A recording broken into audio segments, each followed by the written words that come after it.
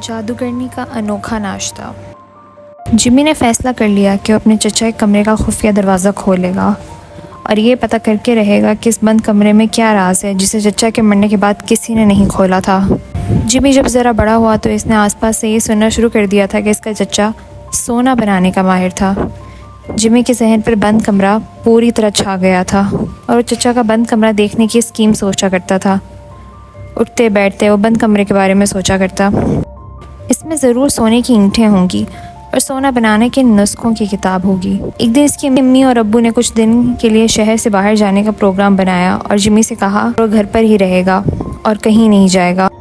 Jimmy इनके जाने की खबर सुनकर दिल ही दिल में खुश हो रहा था। इसने अम्मी और अब्बू को भरोसा दिलाया कि वो इतने दिन घर में ही रहेगा और घर की पूरी तरह देखभाल करेगा। जब जिमी की अम्मी और अब्बू बग्गी में बैठकर स्टेशन पर चले गए तो जिमी अपने कमरे में जाकर सो गया।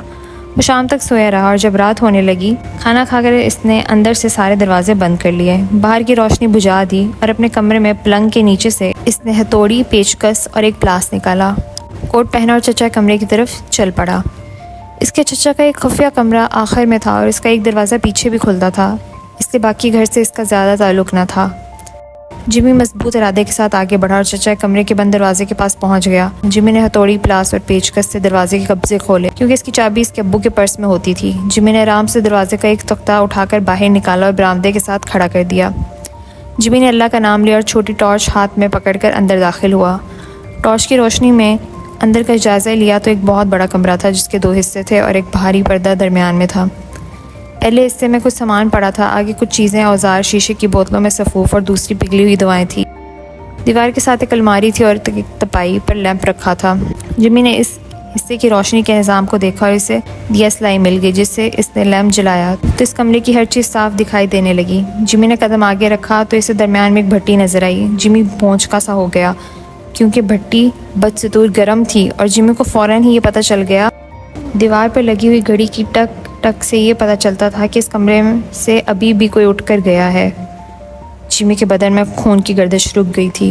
इसने अपने खुश्क होंठों पर ज़बान फेरी और दिल में कहा, तू किस मुसीबत में फंस गया है, न जाने अब तुम्हारे साथ क्या होने वाला है। इससे लैंप की रोशनी में चीज़ों को करीब से जाकर देखना शुरू कर दिया। भट्टी के पास एक चीनी की प्लेट में सोने का चमकता हुआ सफ़ूफ पड़ा था। वो उठा और दरमियान का पर्दा उठाकर इसने देखा तो वह हैरान रह गया। पर्दे के पीछे एक गाढ़ नुमा जगह थी। दरी दीवारों पर हड्डियाँ लटकी हुई थी और 2 रेशमी लहाफों पर एक डरावनी शक्ल वाली जादूगरनी बैठी थी। जिमी को कपकपी आ गई और वो भागने के लिए मुड़ा तो इसे लोमड़ी की आवाज़ से मिलती जुलती आवाज़ सुनाई दी, ठहरो जिमी, तुम वापस नहीं जा सकते, डरो नहीं। लोमड़ी की आवाज़ इसे फिर सुनाई दी। जिमी ने डरते डरते कहा, मुझे तुम्हारी आवाज़ से डर लगता है। कोई बात नहीं, मैं आवाज़ बदल देती हूँ। जादूगरनी की आवाज़ फ़ौरन बदल गई और अब इसकी आवाज़ बड़ी अच्छी थी, जैसे कोई पियानो बजा रहा हो। जिमी बहुत हैरान हुआ। इसने डरते डरते कदम आगे बढ़ाया और जादूगरनी के सामने जाकर खड़ा हो गया। कहने लगा, मुझे माफ़ करो, अब मैं यहाँ कभी नहीं आऊँगा। माफ़ी मांगने की कोई ज़रूरत नहीं, मैं तो खुद तुम्हारे इंतज़ार कर रही थी। ये सुनकर जिमी और भी हैरान रह गया कि जादूगरनी खुद इसका इंतज़ार कर रही थी। जिमी ने पूछा, तुम किस लिए मेरा इंतज़ार कर रही थी? इसलिए कि जब से तुम्हारा चचा गायब हुआ है मैं भूखी हूँ और मुझे पता था कि तुम ही मेरी भूख मिटाने का बंदोबस्त कर सकते हो। जिमी ने कहा, मैं वापस जाता हूँ और बावर्ची खाने में जो कुछ है ले आता हूँ। नहीं, बावर्ची खाने में जाने की ज़रूरत नहीं, जादूगरनी ने कहा। तो फिर जो तुम कहो वो कर देता हूँ, जिमी ने जल्दी से कहा। बस ठीक है, तुम ऐसा करो, इसके अंदर लकड़ियाँ हैं, वो उठा कर लाओ और इन्हें भट्टी से आग लगाकर जला दो। मैं आग का नाश्ता करती हूँ। आग का नाश्ता? उफ़ तौबा मेरी अल्लाह, मैं कहाँ फंस गया हूँ, जिमी ने दिल में कहा और माथे का पसीना पोंछकर इसने लकड़ियों का ढेर जमा किया। दूसरे हिस्से में जाकर भट्टी से आग लाया और इसने लकड़ियाँ जलाना शुरू कर दी। जैसे जैसे लकड़ियाँ जल रही थी और आग के शौले उठने लगे थे, जादूगरनी खुश हो रही थी और इसके अंदर को धंसी हुई आँखें आग की तरह चमक उठी थी। इसने जिमी से कहा, तुम बहुत अच्छे लड़के हो जिमी। ये कहकर जादूगरनी ने आग पकड़कर खाना शुरू कर दिया और देखते ही देखते इसने आग इस तरह खाना शुरू कर दी जैसे कोई भुना हुआ गोश्त खा रहा हो। जिमी हैरान परेशानी से तक रहा था। जादूगरनी ने जब आग का नाश्ता कर लिया तो कहा, मैंने तुम्हारे चचा के साथ इस शर्त पर काम शुरू किया था कि वो मुझे आग का नाश्ता कराया करेगा। इसके लिए इसने इस गार में हज़ारों मन लकड़ियाँ जमा की और सोना बनाना शुरू कर दिया। एक दिन इसने आग जलाने में देर कर दी तो मुझे गुस्सा आ गया और तुम्हारा चचा सोना बनाने वाली दवाओं के साथ धुआं बनकर उड़ गया। जादूगरनी कुर्सी पर बैठ गई और जिमी ने इसके बताने पर अलमारी खोली और इसमें पत्थरों की शक्ल का ढेर सारा सोना था और निचले हिस्से में दवाओं की शीशियाँ थी। जिमी ने पूछा, ये दवाएं तो बड़े काम की चीज़ें होंगी। हाँ जिमी, तुम्हारा चचा सोना बनाने का बहुत बड़ा माहिर था। इसके बनाए हुए सोने को असल माना जाता था। जिमी अपने चचा की खूबियाँ सुनकर दंग रह गया। इसने जादूगरनी से पूछा, क्या मैं ये सोना साथ ले जा सकता हूँ कि नहीं? तुम इस सोने के मालिक हो, लेकिन एक शर्त पूरी करना होगी। जादूगरनी ने कहा, मैं हर शर्त पूरी करने के लिए तैयार हूँ, तो वो शर्त बताओ। जिमी ने जल्दी से जवाब दिया, अच्छा ये बात है तो आओ मेरे साथ। जादूगरनी से दोबारा गारनुमा जगह पर ले आई और सुर्ख लहाफ उठाकर बोली, आगे आओ। जिमी ने आगे होकर देखा तो लहाफों के अंदर इंसानों की हड्डियाँ पड़ी हुई थी। जिमी फिर डर गया और उसके दिल की धड़कनें तेज़ हो गई। वो समझ गया कि जादूगरनी इसे मारना चाहती है और इसकी हड्डियाँ भी दूसरी हड्डियों में शामिल हो जाएंगी। इसने हिम्मत करके पूछा, ये किन लोगों की हड्डियाँ हैं? जिमी, ये इन लोगों की हड्डियाँ हैं जो मेरी शर्त पूरी नहीं कर सके। ये कहकर जादूगरनी ज़ोर से हंसी और इसके लंबे लंबे सफ़ेद दांत चमकने लगे। लेकिन वो शर्त जिमी के तुम्हें 1 महीने तक मुझे आग का नाश्ता कराना पड़ेगा। जादूगरनी ने इतना कहा ही था कि जिमी बोल उठा, ये बात शर्त नहीं है। ये बात है तो फिर आओ मेरे साथ। जादूगरनी ने पर्दा उठाया और बट्टी वाले हिस्से में आकर इसी कुर्सी पर बैठ गई और कहने लगी, पहले तुम अलमारी में से सारा सोना निकालो और इसे इस कपड़े में बांध लो। जादूगरनी ने इस मेज़पोश उठाकर दिया और जिमी ने अलमारी में से सोना निकालकर मेज़पोश में रखना शुरू कर दिया और साथ शीशों में पड़ी हुई दवाएं भी देखता रहा। किसी पर कुछ लिखा था और किसी पर कुछ। इसे सोना निकालते निकालते एक बड़ी शीशी नज़र आई जिस पर ख़तरनाक लफ्ज़ लिखा हुआ था।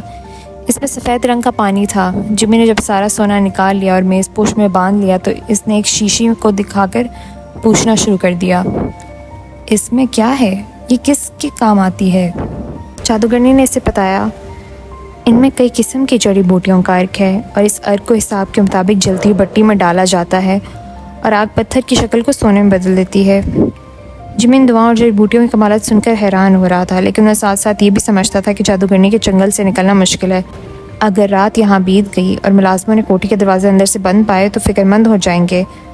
इसने जादूगरनी से कहा, मैं अब जाता हूँ और सुबह ही सुबह तुम्हें नाश्ता कराने के लिए आ जाऊँगा। जादूगरनी ने मक्काराना अंदाज में कहा, नहीं, तुम झूठ बोलते हो, इसलिए मैं तुम्हें जाने नहीं दूंगी। जिमी के बदन में खौफ की एक लहर पैदा हुई और इसका दिमाग सुन्न हो गया। मैं नहीं जाता और 7 दिन तक तुम्हें नाश्ता करा कर ही जाऊंगा, लेकिन मुझे अब नींद आ रही है। जिमी ने सोने वाली अलमारी बंद करते हुए कहा और चुपके से वो शीशी निकालकर जेब में डाल ली जिस पर ख़तरनाक लफ्ज़ लिखा हुआ था। जादूगरनी भी अपनी जगह से उठी और जिमी को लेकर गारनुमा हिस्से में आई और सुर्ख लहाफ पर लेट कर बोली, तुम्हें नींद आ रही है तो सो जाओ, मैं भी सो जाऊंगी। जिमी की आंखें बंद हो गई और वह गहरी नींद सो गया, लेकिन जल्दी इसकी आंख खुल गई। गारनुमा कमरे में बची हुई लकड़ियां जल रही थी। जिमी ने लेटे लेटे देखा तो जादूगरनी अपने लहाफ पर मौजूद नहीं थी। जिमी ने गर्दन घुमाकर चारों तरफ देखा। जादूगरनी कहीं भी नहीं थी, लेकिन गारनुमा हिस्से में कहीं से रोशनी आ रही थी। जिमी ने उठने की कोशिश की, लेकिन इसने उठने का इरादा बदल दिया क्योंकि इसका सर बुरी तरह घूम रहा था और वो रह रहकर पछता रहा था कि वो चचा के खुफिया कमरे में क्यों आया, और जब मुलाजिम अंदर से दरवाजे बंद पाएंगे तो परेशान हो जाएंगे। जिमी कई किस्म के ख़तरों में घिरा हुआ था और सबसे ज़्यादा फ़िक्र इसे इस बात की थी कि वो इस भूखी जादूगरनी से अपने चचा का इंतकाम लेना चाहता था। वो सुर्ख लहाफ से उठा और होले होले चलकर पर्दा उठाया और जहाँ भट्टी जल रही थी इसे दीवार की तरफ मुँह किए जादूगरनी नज़र आई, जो दोनों हाथ ऊपर उठाकर खड़ी थी जैसे इबादत कर रही हो। जादूगरनी ने अचानक पलट कर देखा और जिमी से कहने लगी, तुम बहुत देर से जागने के आदी हो, ये आदत अच्छी नहीं है और जल्दी जल्दी मेरे नाश्ते का बंदोबस्त करो। जिमी ने गारनुमा हिस्से में जाकर लकड़ियों का इंबार लगाया, फिर वापस आकर भट्टी से आग ली और लकड़ियां जला दी। देखते देखते शौले भड़कने लगे। इसने जादूगरनी से जाकर कहा, नाश्ता तैयार है। जादूगरनी इसके साथ गारनुमा हिस्से में आई और बैठकर आकर नाश्ता करने लगी। जिमी को ख्याल आया कि इसने भी नाश्ता करना है। लेकिन मैं किससे नाश्ता करूं? जिमी ने जादूगरनी से पूछा। हाथ आगे बढ़ा और आग से नाश्ता करना शुरू कर दो। जादूगरनी की बात सुनकर जिमी को चक्कर आ गया कि इसने कहा, मुझे भूख नहीं है। चलो जैसे तुम्हारी मर्जी, लेकिन नाश्ता तुमने बहुत अच्छा बनाया है। जादूगरनी देखते देखते सारी आग खा गई और मुंह पर हाथ फेरकर बोली, बहुत दिनों बाद वक्त पर नाश्ता मिला है। ए अजीम जादूगरनी, अगर मेरा चचा सोना बनाने का बहुत बड़ा माहिर रहा है तो तुम मदद करती थी इसकी। मेरे पास एक ख़ास जड़ी बूटी है जिसका पानी सोने बनाने में काम आता है। इसके बगैर सोने का रंग नहीं बनता। तुम्हें जड़ी बूटी कहाँ से मिली है और क्या तुम मुझे इस जड़ी बूटी का पानी दिखा सकती हो? जिमी ने पूछा। जिमी की बात सुनकर जादूगरनी ने अपने चौगे के अंदर हाथ डाला और सराही निकाल कर दिखाते हुए बोली, ये है वो जड़ी बूटी का पानी। जिमी को जड़ी बूटी के पानी से कोई ताल्लुक़ नहीं था। इसे यकीन हो गया था कि 7 दिन गुजरने के बाद जादूगरनी इसे भी हड़प कर लेगी, इसलिए वो जल्द से जल्द कोई बात सोचना चाहता था जिससे इसे जादूगरनी से निजात मिल सकती थी। जिमी ने जादूगरनी को बातों में लगा लिया और इससे सोना बनाने के तरीके समझने लगा। जादूगरनी ने फूंक मारकर भट्टी जलाई और 3-4 शीशियों से सफ़ूफ और रंगदार पानी आग की भट्टी में गिराया। फिर अपनी सराही से जड़ी बूटी के पानी के 3-4 कतरे भट्टी में डाले और फिर एक ऐसी शीशी तलाश करने लगी जो अलमारी में नहीं थी। जादूगरनी ने बताया कि इस शीशी का मिलना बड़ा ज़रूरी है, जिसमें पड़ा हुआ अर्क भट्टी में गिराने से आग भस्म हो जाती है। जिमी के जहन में एक ख्याल चमका कि अगर जादूगरनी आग का नाश्ता करती है तो ये सरासर आग है। अगर इस पर ख़ास अर्क डाला जाए तो ये भी भस्म हो सकती है। जादूगरनी अलमारी में से शीशी तलाश कर रही थी कि जिमी ने जेब से ख़तरनाक अर्क की शीशी निकाल कर जादूगरनी पर डाल दी। सूं सूं की आवाज़ आई और ज़बरदस्त धमाका हुआ। जिमी जल्दी से बाहर की तरफ भागा और सीधी पिछली तरफ से आकर अपने कमरे में बंद हो गया। इसे ज़बरदस्त धमाके सुनाई दे रहे थे और मुलाजिम इसके कमरे के दरवाजे पर ज़ोर ज़ोर से दस्तक दे रहे थे। जिमी जल्दी से उठा और दरवाज़ा खोला तो इसके अम्मी अब्बू बाहर खड़े थे। जिमी ने आंखें मलते हुए कहा, आप और यहाँ? हाँ जिमी, हम वापस आ गए हैं, लेकिन तुम अब तक क्यों सो रहे हो? जिमी खामोश हो गया। इसे यकीन नहीं आ रहा था कि इसने ख्वाब देखा था या ये हकीकत थी। मम्मी अब्बू को वहीं छोड़कर चचा खफिया कमरे की तरफ आया।